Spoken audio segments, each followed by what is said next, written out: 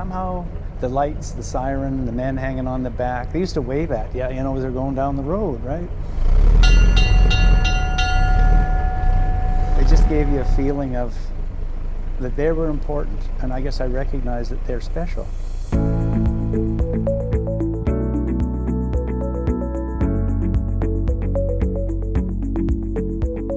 Hi folks, and welcome to Center Lane. I'm Bruce Hitchin. Well, today we're at the home of Brian Beard.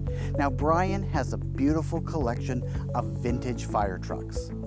Brian was a volunteer firefighter when he was younger, and he's always had a love for these beautiful machines.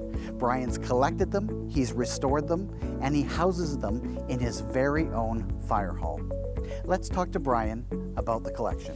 Well, I think it had to do a little bit with my mother, because it was when I was young. She said I only wanted to go two places, the fire hall or the train station. So that's when I first started to get an interest in fire trucks and the men who operated them, because I looked at them kind of as important people, right? They were lifesavers, they were special men. I used to watch them go out of the fire. I'd sit down there when I was little and wait till they got an alarm, and watch them go. In those days, they had the doors open. You'd walk in and you'd look at a fire truck, and somebody would come over to you and say, "Can we? What would you like? Can we help you? What do you want to know? Let me show you the stuff inside." And so they made you feel like I knew they were important kind of people, and they were willing to spend time with a little kid like me, right? I was going to be a fireman, but everybody talked me out of it. You're not going to make any money. You're going to be this. You're going to be that, but. And the fire chief told me at the time, I went when I finished grade 12 and talked to him and said, I'm going to be a fireman. He said, I'm not going to let you be a fireman. He said, you're going to go to university and you're going to become whatever you become. He said, after you graduate, come and see me if you think it's what you want to be. Well, of course, I never went back, right?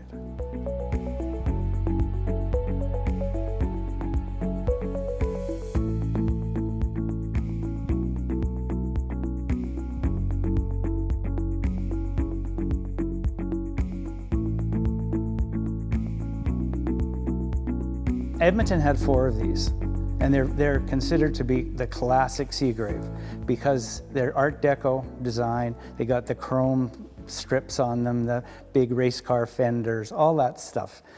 This is, in my mind, just kind of like a big race car.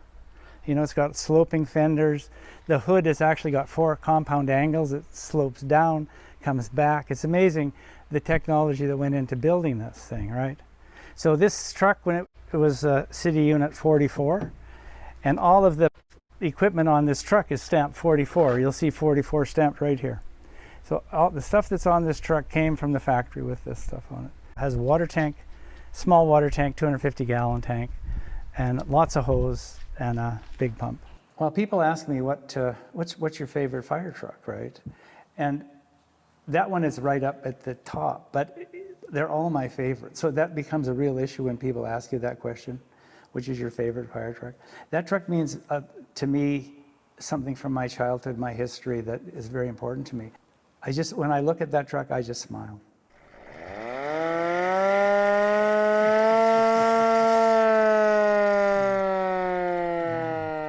So this is the oldest truck in the collection. It's a 1922. It was ordered by St. Paul as an order of 4. They bought 4 at the same time. Their story was that their horses were dying and they needed to get motorized equipment because as fast as they could. So Ahrens-Fox rushed 4 of these trucks in about 4 months to them. This is their smaller 6-cylinder, about 671 cubic inches. This is a piston pump on this one, which is what Ahrens-Fox kind of signature thing. Came from the days that they had the steam fire engines. They all were piston pumps, and Ahrens-Fox made piston pumpers, so that's why they made their trucks this way. The Ahrens-Fox is considered the Rolls-Royce of fire engines, and it's a beautiful piece of equipment. It served the St. Paul Fire Department for almost 40 years. The thing that makes that truck also very special is that truck was first manned by black firefighters. Most fire departments in the States anyways had a black fire hall. They were segregated fire halls back then. So this was a black fire hall. And that this brand new Ahrens-Fox, which was considered to be the very top of the line fire truck you could get, went to this black group. And the really sad thing is, by 1940, there were no black firefighters nor black policemen in the Minneapolis, St. Paul area. They were gone. It kind of kept the memory of all those black firefighters who didn't survive the fire department, and it's here. So I consider that truck kind of very interesting from that point of view. This is a 1929. This is the rarest truck here. It's the only one in existence. Every other one that was made has long been to the junkyard. This one survived because in 1970 or so, a Vancouver cop bought it and put it in his shed for a long time, was always going to fix it up, but never did. He phoned me a few years ago and said, I'm moving to the island. You're the only person I know that would fix this or restore it, so I'll sell it to you. So that's how I got this truck. This is the original delivery pump tests by the Underwriters of Canada for all the engine speeds and pump pressures. There's a picture of it sitting at a house fire here in the West End, right downtown here. This is kind of how I found it. These pictures here are kind of how it came to me. These are Ahrens-Fox fenders. It has an Ahrens-Fox engine. It is truly a work of art too. Well, this one is kind of your typical fire engine of American LaFrance design. They made this from about 1914 all the way to 26, 27. Well, this truck was bought in 1924 by a small town in upstate New York, Port Henry. This is a chemical tank. It's called a chemical tank. And it had a vial of soda and a vial of acid in it. And when they got to the fire, they just shake it up, and it would give them about 120 pounds pressure, just like a big fire extinguisher. The truck behind me is a 1947 American LaFrance. So this is the first year they built this cab over. They designed it just towards the end of the war, and they came out with it in 47. So this is an original 47. Has the original V12, which is the Auburn V12. So you ever go to a car show and see a big fancy Auburn with a V12? It's identical to the engine in this truck, except it's dual ignition. So, and this, which makes this truck special to me too, this is the first truck I ever drove to a fire. Fort St. John had a 700 series American LaFrance, just like this. And that's the first truck I drove to a fire. Sirens and lights and everything going through. This box here was on every street corner. And I'll show you the inside of this box here. So this is an old box. This is from the 20s. It's a brass box. And it's very simple. So there's a coated reel in here, and that wheel, when you pull this box, comes across the alarm system 4 times. And so I'm gonna do that for you. I don't know how much of it you'll listen to, but when you pull this box,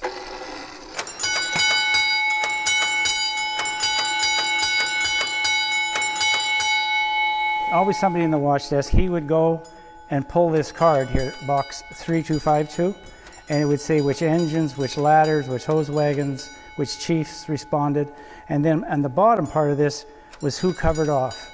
So if you had a first alarm, that's who, a second alarm, third alarm, fourth alarm, fifth alarm, then these engine truck companies changed headquarters to back it up.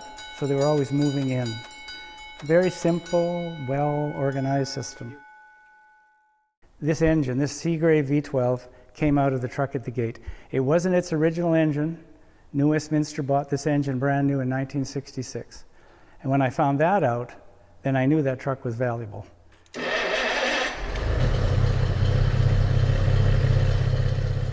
So it had this big V12 in it, bigger than it came with from, and so it's called a 531.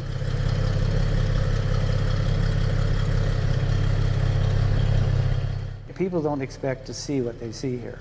I think anybody that's here very long will tell me that, I didn't expect this. How did you do this? Why would you do this kind of thing, right? So I love it. I look upon this as me keeping history alive, which I love history. And I think that When people come and talk about this stuff with me, it gives me a chance for them to understand how valuable these things were. I mean, most fire departments kept these trucks for at least 20 years. So the trucks were there, and they allowed the men to do their job. They saved lives. I mean, I'm sure this was Toronto's aerial ladder. I'm sure the aerial ladder saved lives. It had to. All these trucks worked at doing something important. Old fire trucks have a soul. The men appreciated their equipment. All their stuff was special to them, right? And being able to operate it and work it, and they were proud of that. They had a real pride in what they did. And I think that kind of washed over onto me in that the way that they felt about them.